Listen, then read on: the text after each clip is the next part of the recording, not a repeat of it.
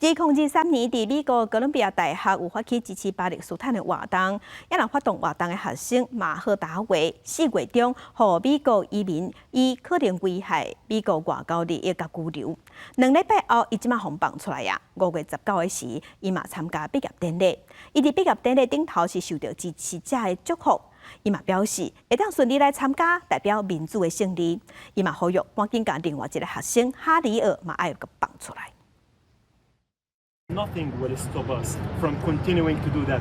Nor the Trump administration, nor Columbia University, nor any power in this world will stop us from being and continuing to be humans. 巴勒斯坦上任事马赫达维19参加哥伦比亚大学毕业典礼，顺利得到学士学位。伊伫约旦河西岸难民营出世。2014年移民美国，有居留权。2013年，伊伫高大校园发起支持巴勒斯坦运动。今年4月，马赫达维伫公平辩词当中，互美国移民局用危害外交利益做理由拘留，2礼拜了后放出来。毕业典礼即日，伊特别摸巴勒斯坦传统的毛巾，各家支持者提被拘留的研究生哈里尔的相片，恳求美国当局用移民审查压制学生人权。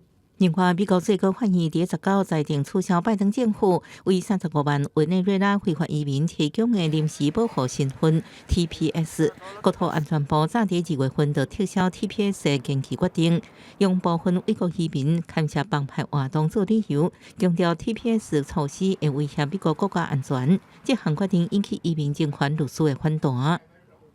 In January, Venezuelan TPS holders were promised 18 months more of protection, and that promise was taken away.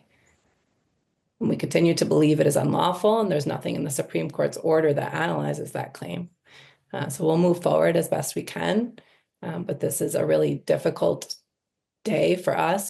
除了取消非法移民临时保护法规，国土安全部也启动移民回乡计划，提供$1000加免钱机票，鼓励无身份的非法移民自愿出境。第一批有64个移民19为美国德州坐飞机，分别飞洪都拉斯甲哥伦比亚。国土安全部强调，自愿回乡移民应保有日后合法返去美国机会，若无会被赶走，而且永久禁止入境。公司新闻张淑芬报道。